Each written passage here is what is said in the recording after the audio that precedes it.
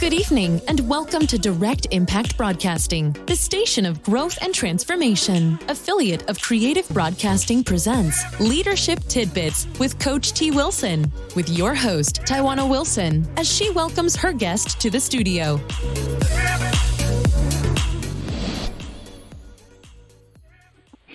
Welcome to Leadership Tidbits with Coach T. Wilson. I am your host, Tawana Wilson. A little bit about myself.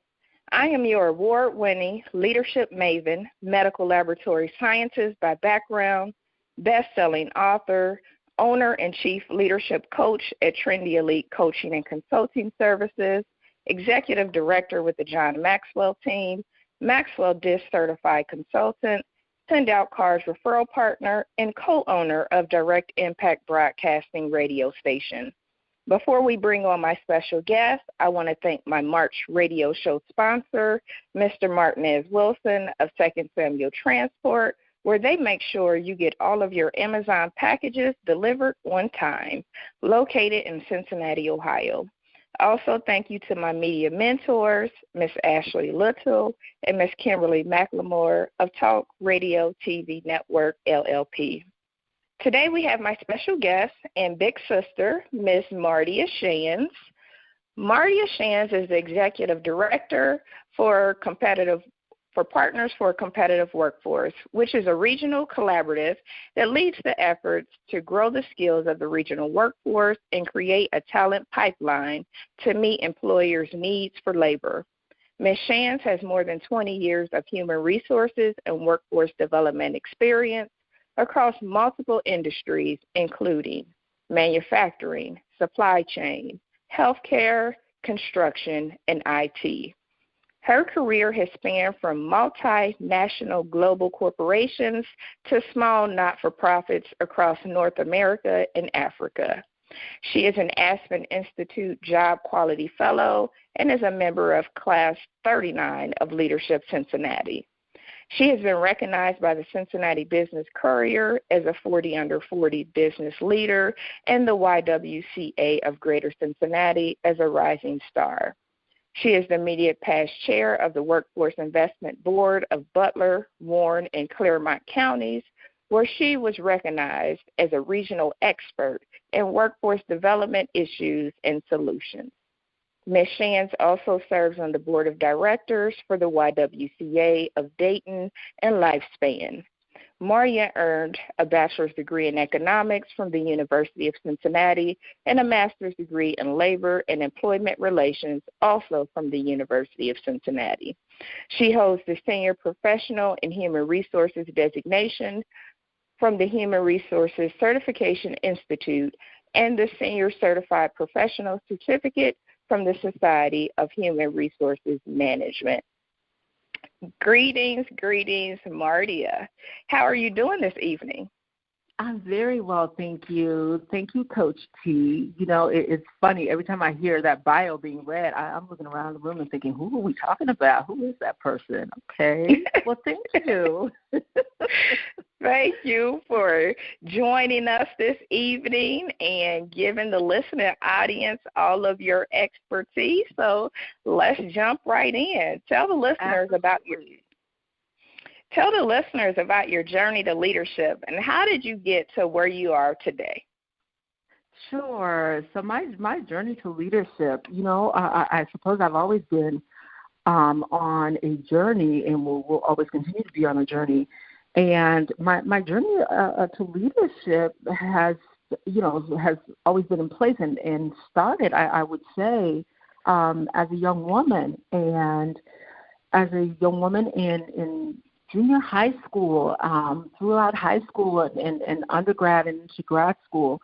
And as I look at my career, what I would say is probably knowing in high school that I wanted to go to college. I've always had it in mind, you know, without my parents telling me that I was going to go on to higher education. I knew I was going to go to college, and just always had that as an aspiration.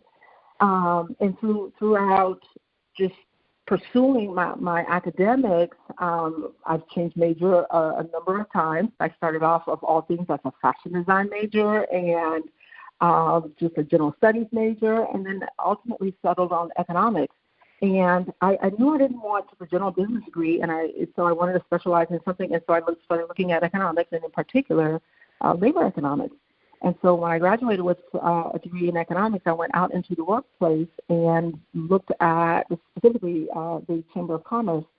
And as I worked in the Chamber of Commerce, I was looking at labor economics from the perspective of companies that wanted to relocate to the greater Cincinnati area.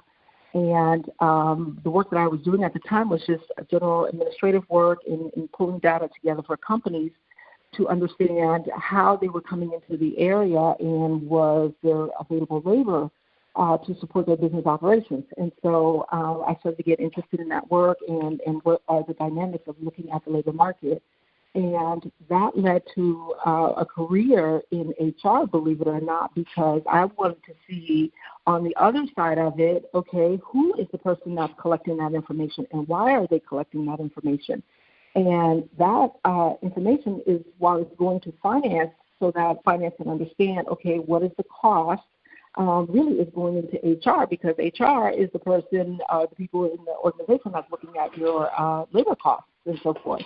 And so that led to a career into human resources, and then I just gradually climbed the ladder, and I am where I am today, working in workforce and labor and all those wonderful things. So that's kind of has been my path and, along the journey of where I am today.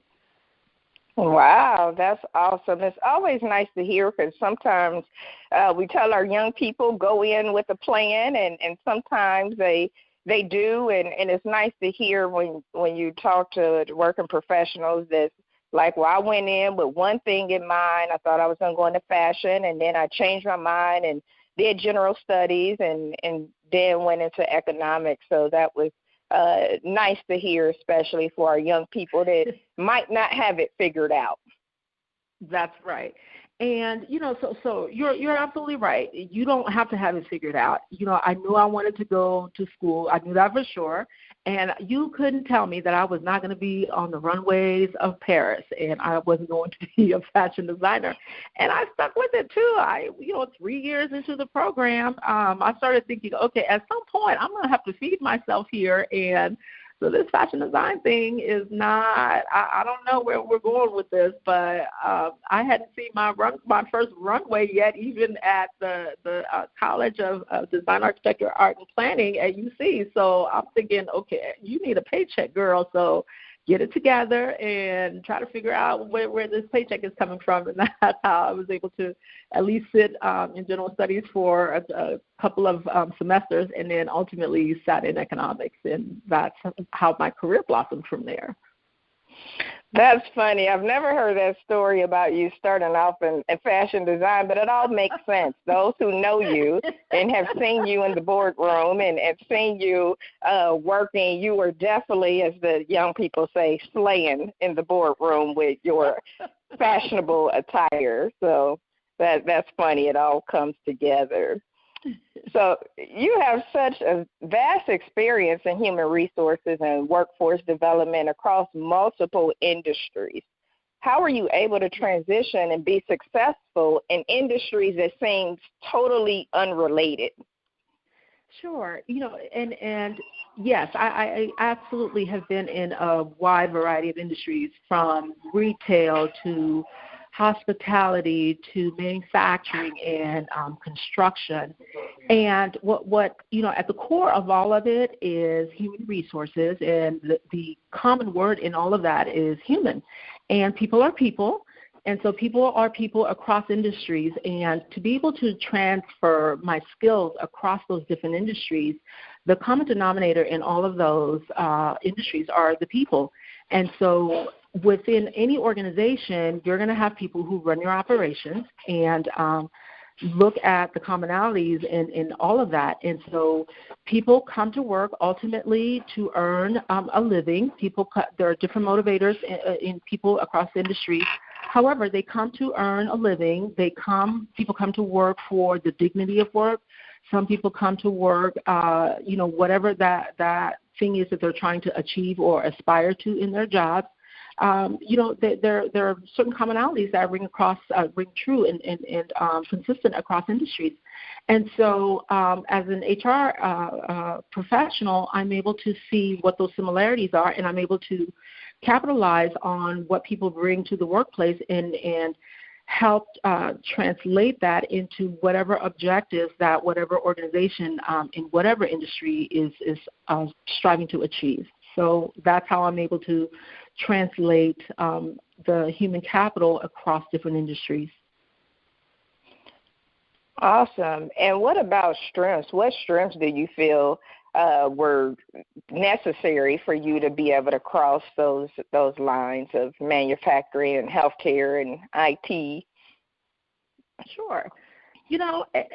And I'm gonna tell you, this is a tough gig. It's not easy. So you have to. I will tell you, one of my strengths is prayer. Listen, prayer every morning. Get up and Lord, what do you have for me today to do today? And let me put my armor on and get out here. So I will say, being able to persevere and be resilient, and being agile and just flexible and adaptable. Those are skills I think that are my strengths, and that allows me to be able to go into most situations and be able to find my way through that, because there are days that are very tough, especially when you're dealing with people, because people come into work with all kinds of stuff going on. And then, us too as individuals and I as a person, I come into work with all my stuff as well. And so I have to put all of that aside and work with the people for whom I'm responsible for looking out for, and for the businesses that I have that I'm responsible for managing their human resources. And so, just resilience, perseverance, agility, adaptability, flexibility are some of my skills, strong skills. And you're right. People are people, but people are different. And so I definitely had to learn that while you can get all the tips and tricks and all of that, you become a coach, a mentor, a counselor.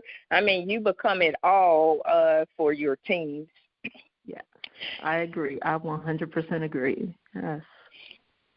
Employers are struggling with growing the skills of their teams and growing their talent pipeline to meet current and future needs. What work are you doing in this space to help employers realize their most precious asset is their people? Employers talk about it. We know that we need to invest in our people, and our people are our most precious asset, and they say that, and they have these values. But sometimes it doesn't come out as though they're investing in their people and they think their people are the most precious asset. So what work are you doing in this space? I know, right? So that is that's an excellent question, and it's a great question that we in I guess the industry that I'm in with regard to workforce development have been just working with and just toiling with and working around with. And so the space that I occupy with regard to how do we get employers to recognize that it's more than words when you say, your people are your number one asset in your organization, or people are your competitive advantage, and people are what make your organization special. So, Coach T, I'm gonna kind of bounce a couple of things off of you. How often have you been in organizations where you do hear those things, right? Organizations say my people are the most important thing to me, and then you hear the reputation of that company. Have you heard that as well too? I've heard it quite a lot, and I've been with various organizations, and I've heard it, but it comes out loud and clear, especially in employee engagement surveys, that there's a mismatch. Right.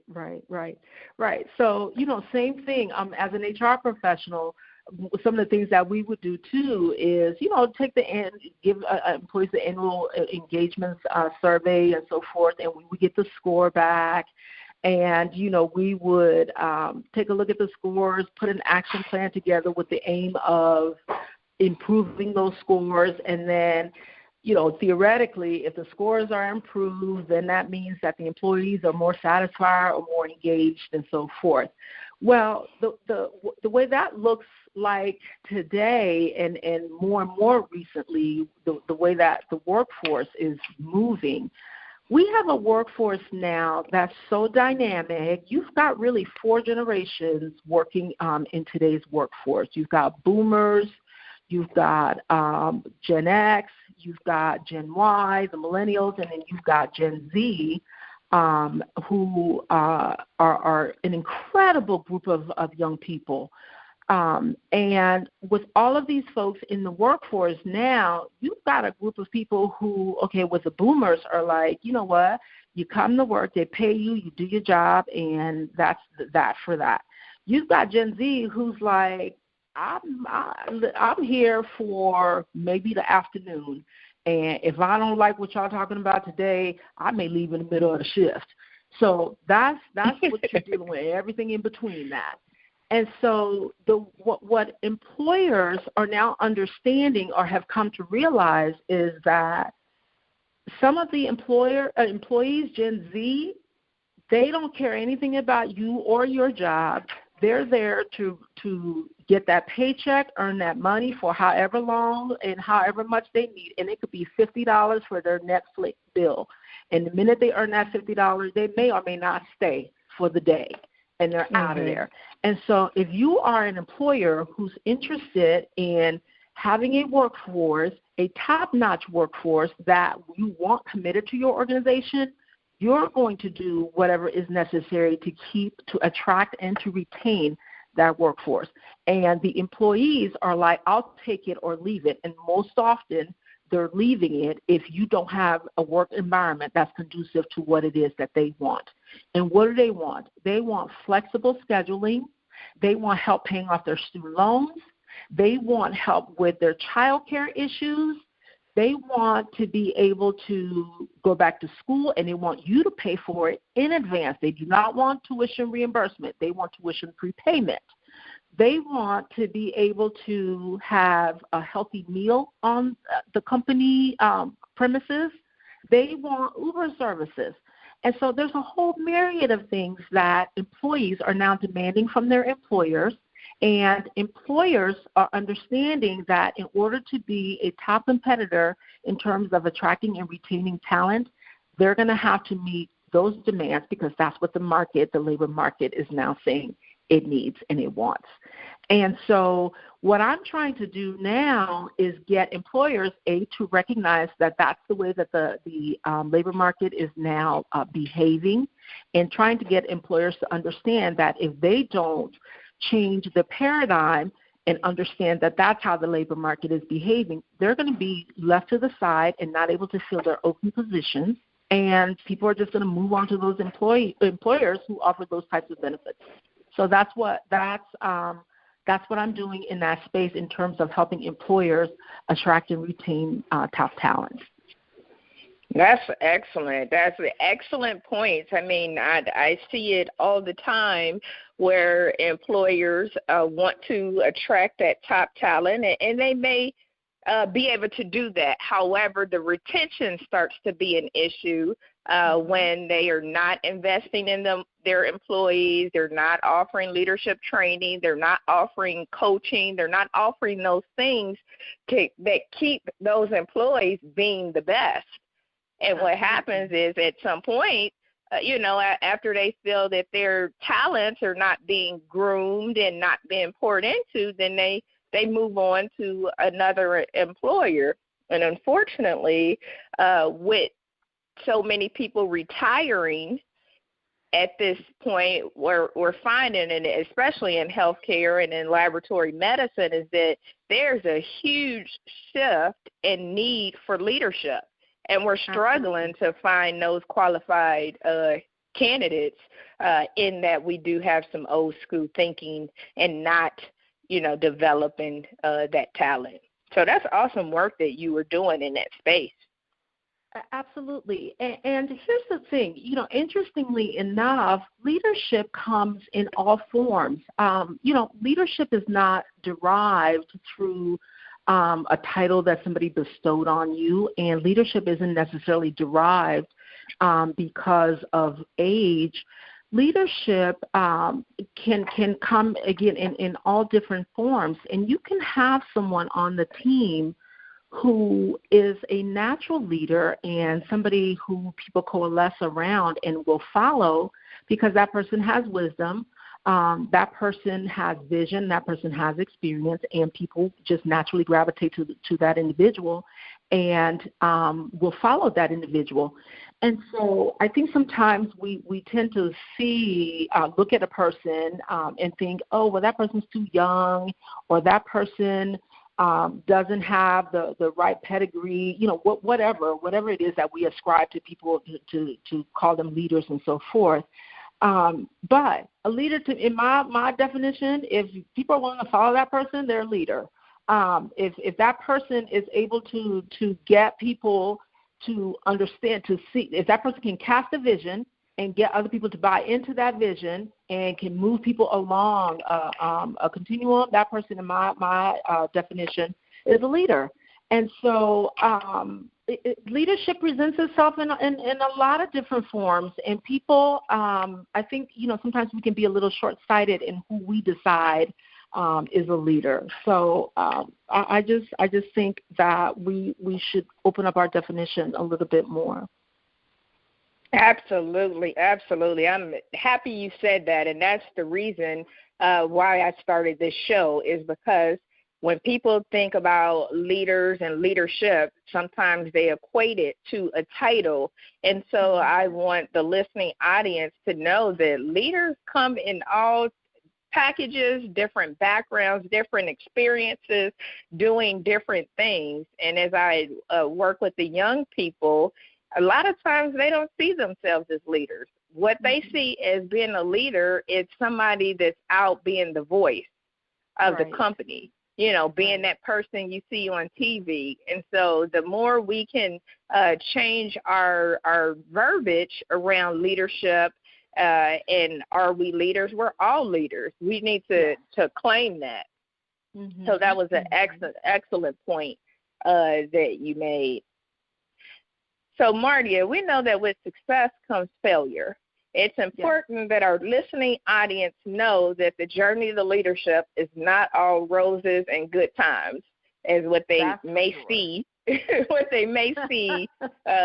the end result.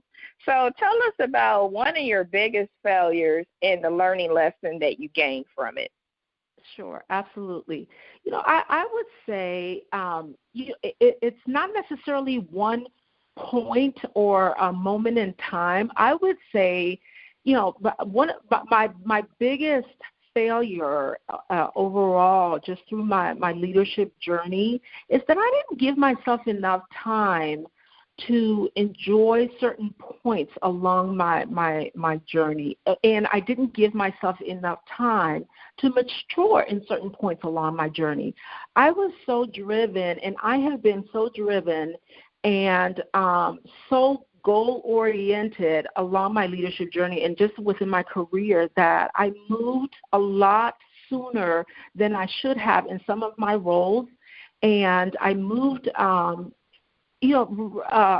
rather quickly in some of my roles, and I didn't give myself enough time to enjoy the role, and B, enough time to mature in the role. And I think I would have done myself a better service had I done that. There are two roles in particular. One was with a manufacturing organization, and in hindsight, looking back at that role in that organization, I would have enjoyed myself a little bit more had I given myself an opportunity to stay and mature in that role, and I would have learned a lot with some really good people had I given myself an opportunity to stay in that role a lot longer. I just knowing that industry and what it's capable of doing and what it's doing today. Had I stayed in that role, I would have really learned some really solid HR practices and so forth. And there's another role that I was in, and that one was in the retail space.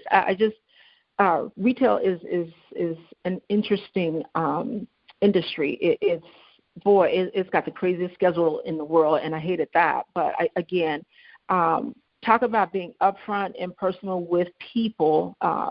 That just really gave you a lot of just one-on-one exposure to people and the craziness that is people. And so, again, just really wish that I wouldn't have been as goal-oriented as I've been throughout my career. So I think that was a failure in that I didn't recognize it at the time. So that and the older you get, you kind of realize, okay, I would to do it all over again. This is what I would do.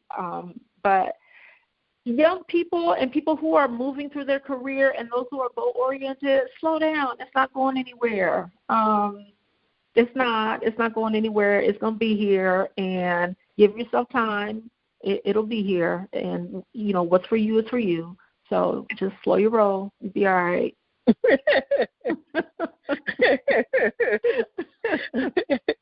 That is great advice. Guilty. Young people, slow your roll. Guilty. I know. We look at our career and we're like, okay, by the time I'm 25, I'm gonna do this, and by the time I'm 30, okay, and I mean, I'm one with a check box. Okay, I have a list, and I'm like, okay, by the time I'm 40, I would have done this, and I'm over here checking the boxes. And then you turn around, you're like, wait a minute, but I missed half the party. What happened? Slow down. Come back here, Sparky, okay? Yes, I'm happy you mentioned that, because you're right, especially when you are so driven and are so goal-oriented, that you do. I mean, sometimes you move quickly. And I can think back, not too many moves that was like, I probably shouldn't have made that move so fast. But I can think of, one where I got my first management experience. And after almost 5 years, I did move on to something else. But, sometimes I think that maybe I should have not moved so quickly. Mm-hmm. But again, hindsight is 20/20. Right. But you're right. That's definitely a learning lesson. Right.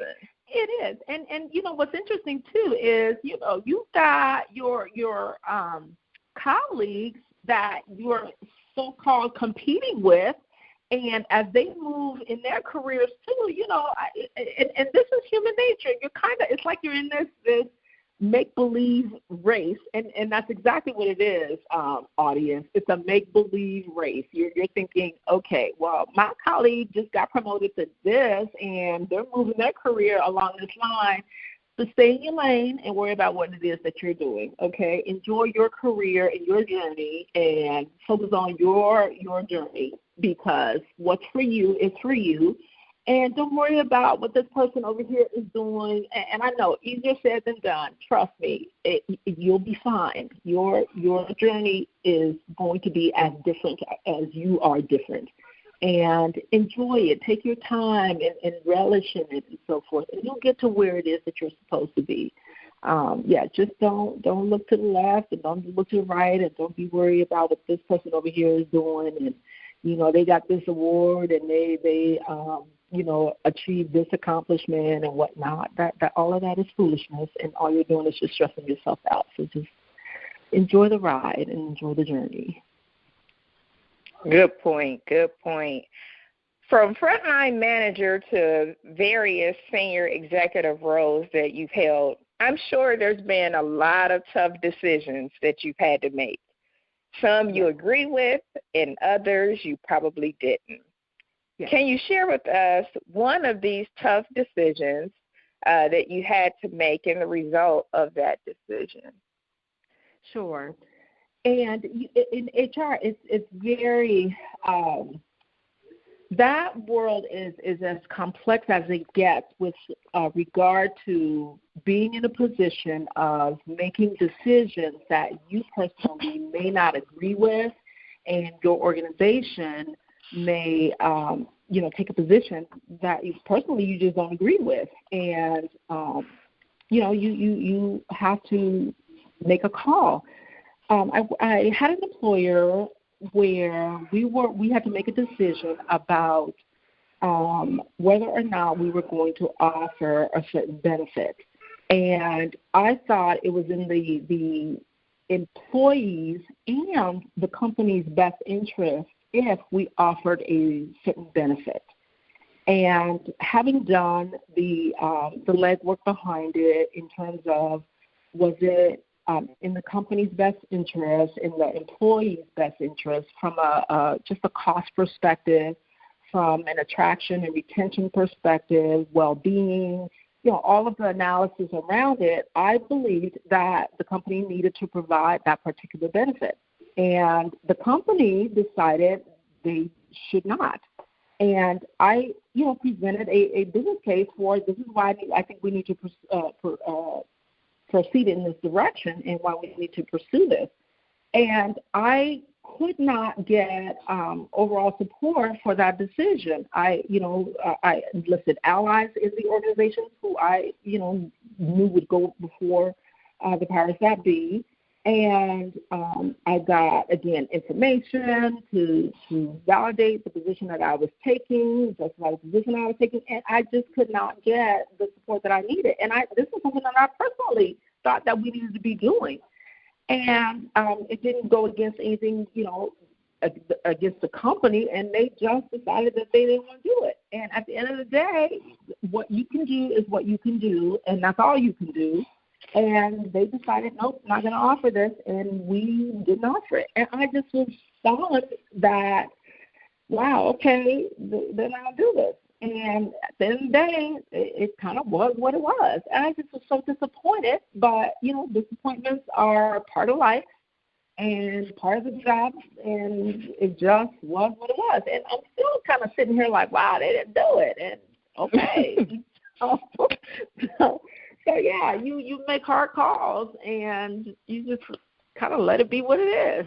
So, yeah. Right, and it's almost like it's not almost, it is. The higher you climb on that ladder, the more difficult decisions you'll have to make, and there will be times that you don't agree with that decision, but you still have to come to a consensus, agree to disagree for the sake of the business operations. So it happens all of the time. People want a seat at the table, but I don't know that they always know what having a seat at the table really means. Indeed. I 100% agree with that.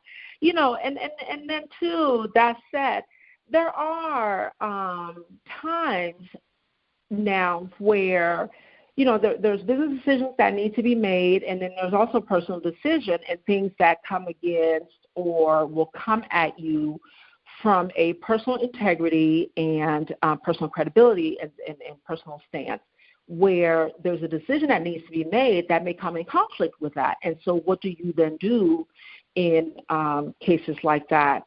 So I will say this. I got a bit of advice from a very wise person who said to me very early in my career and along my journey as a young woman, who said to me, her words were, know what your line is, what your limit, what your boundaries are in advance so that you know you will not cross them. You need to have that defined already. And that way, if you ever find yourself in a situation like that, you won't have to make the call. You already know this is something that I absolutely will not do, not trying to do, ain't going to do it, don't even ask. And so have that already pre-established, predetermined, and, if the situation comes up, you know how to walk away. And, that will be that for that. And so fortunately, I, took that advice I know what my boundaries, where my lines are. I know what I will and will not do. And what's interesting is because I already have that defined, I go into, relationships, organizations, partnerships, and so forth, speaking that to my audience and to my colleagues and so forth and so on. And so I don't get put into situations where people are asking me to do things that go against my personal integrity and credibility and so forth. And the people who are misguided enough to ask me, I certainly know my voice and can, very clearly say, no, I won't be doing that. No.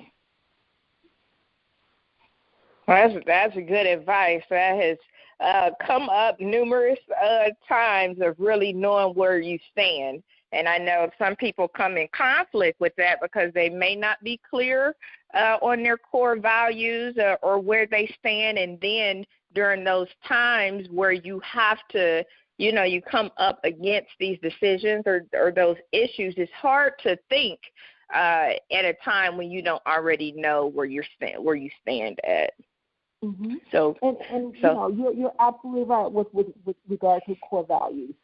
You have to know what your core values are. Who you are, what you stand for, what you believe in. Those things have to be just the foundation of who you are as a person, how you deal with other people in situations, and those are things that I think most of us, and, I can't speak for everybody, which is why I'm saying most of us, I think most of us have to have settled in us, before we really start to fly out there, on our leadership journeys. I think you have to have that very well defined because people will try you. People will try you.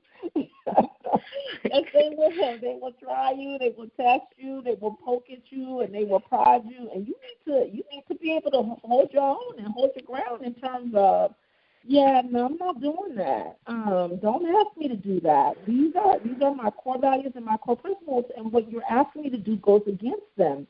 And no, I'm not doing that. The other thing too, that doesn't. It's not the same thing as saying that you're not open to new ideas, you're receptive to diversity of thought or diversity of experiences and background and so forth. I absolutely am, and I would hope that people are. However, there are some fundamental truths that I hold to that in a business setting I can't stray away from what I know to be honest and what I know to be morally right and what I know to be fair and so forth. And, I know what my lines are, Mardia's lines, and so I don't cross those because the first time you do it is the first time you do it, and then you can't pull that back. Right. Awesome. That's very good advice. Mardia, I see you led operations in Africa, and that sounds really cool. So in today's work, it sounds really cool. You were able to lead operations in your home, right, in Liberia. So, West Africa. In today's workplace, global leadership is becoming more common. Tell us about your work in Africa and if that leadership experience was any different than your leadership experience here in the United States. Yes. So yes, it was absolutely indeed different. It was fun. It was scary. It was okay. Now this is interesting. So, as a brown girl in America, it is very different being a brown girl in Africa, where everybody are brown girls and brown people. That was amazing. I just felt like the world had tipped into the right direction, and everybody was okay, and everything was all right again. So I'm going to leave that right there. Okay. And so working in Africa was amazing because some of the things that I noticed were the value system was different in terms of work hours. For example, they actually worked like 8:30 to 5. They took an hour lunch, and when they went to lunch, people went to lunch. It was like we stopped working. Nobody. People went home for lunch. They didn't sit at their desk and eat, and sit at the computer. And I'm like, okay, I'm liking this. Let me run back to my apartment and go to lunch. And things like that. And when you were off, you were off. You didn't sit around with your computer. Now, I did because, here I am being the pseudo-American chick, still on her phone and her laptop. So that was craziness, but I heard Lee got out of it because everybody else would go to the beach when they were off work. So, but it was, their value system was different in that work is work, play is play, and, the two shall not mix. And I just thought that was so refreshing. The other thing, too, is labor laws were very different. They were very pro-employee in that you couldn't just write people up for, any infraction at the job. If somebody was tardy because their child was sick, gee, imagine that. I'm late to work because my child is sick. Well, the child is sick. That's something totally out of my control. Where in this country, we look at it and say, okay, your child is sick. You need to have alternate arrangements, which is, cause for great debate nowadays in American labor and so forth. But so those are some of the things that I noticed. One of the things that I noticed that was very unique, we had a situation where we were doing a layoff of some of the staff, and we had gone through the whole process. We gave people their severance checks, and everybody had their packets and so forth, and we were like, okay, we're done, and people wouldn't leave. And I was like, okay, why are they still here? And then the local HR manager who I was working with, she was like, well, you haven't given them their certificate. And I was like, what certificate? She was like, okay, the money is fine and all of that, but in Liberia, if you don't give somebody a certificate that says that they worked this particular job, let's say they were a receptionist at ABC Company for the last 3 years, they can't necessarily go and get future employment because that certificate represents the skills that they have and the experience that they have, and they need that in order to be able to go and get future employment. And I was like, what? I had no idea that was something that was needed in that country. And it was just like, something that we just don't pay any attention to was something that was extremely valuable for the workforce in Liberia. So I just learned just that little tidbit of information, while I was working there. And I was just like, imagine that. Things that you don't place any value in was something that they did. And so I thought that was pretty cool. So, wow. Yeah, that was my time spent in Liberia. I did a lot more than that, but, we'll talk about that maybe at a later date. Okay, wow. Yeah, it's just always interesting to hear how different cultures do things. And, you hear a lot, especially in regards to work-life balance. And, sometimes us in the U.S. is work. You work 10 hours, come home, you're still working. And then we just as sick as we can be or want to be, but yet some of our peers across the globe are working 8 hours and, go home and enjoy their families and other things and are still just as progressive as we are, and they are just as healthy as can be. So it's just interesting to get different perspectives. Mm-hmm. Yes, without a doubt. I mean, and it's so interesting to see a picture. Sometimes I know everybody has that typical picture of Africa or somebody in a village and so forth. No, I'm talking high-rise buildings, oceanfront high-rise, everybody with their cell phones and, their laptops and so forth. But when it's 5 o'clock, 5:30, people are shut down. At lunchtime, don't think you're getting ready to go into any store and go buy anything. No, those people are gone to lunch, just like you ought to be at lunch, sitting in your house too. So, first time I tried to go run an errand on lunch, it was like, no, everybody else is at lunch. That's where you need to be, is at lunch. I was like, okay. So I guess we get ready to sit here, and that's why I had to get into that habit. And I was like, listen, the first couple of weeks of that, I was like, now this is crazy. And they were like, no, you crazy. You need to go to lunch. I said, okay, Too funny. I can do this. Listen, I'm going to take a nap at lunch. That's what I'm going to do. And then come back here. Back to America, and then you're sitting at your desk eating lunch, and people are calling you and emailing you. You got to like run and hide in the broom closet just to have lunch. I'm like, this is craziness. Right. Too funny. So, Mardia, from an HR recruiting standpoint, because I know our listeners are interested in writing down some of these nuggets, and they want to know, what kind of experience and skills do you typically look for to fill a frontline manager position as well as those senior leadership roles? Sure. So the skills that I look for are people who are team players, and that is probably the most overused term in the dictionary in terms of what is the skill set that people look for.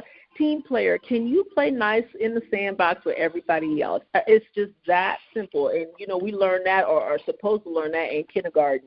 And so that we look for that because in today's environment, again, if you recall, I said earlier, there are 4 generations in the workforce, and you have to be able to figure out how to navigate all 4 of those generations. And you've got, older people, you've got young people in the workforce, and can you navigate through all of those? If you're a supervisor, you have to be able to manage and understand the needs of all 4 of those generations. And so you have to have people on a team that spans those generations. How do you get them to cooperate collaboratively so that they can deliver whatever your goals or whatever your strategy is? And if you're the leader of that group of individuals, you have to have that skill set and then have to be able to transfer that skill set or at least cultivate that skill set within your team. So teamwork is just automatically the first one that I look for in a frontline supervisor or even in senior leadership. Awesome.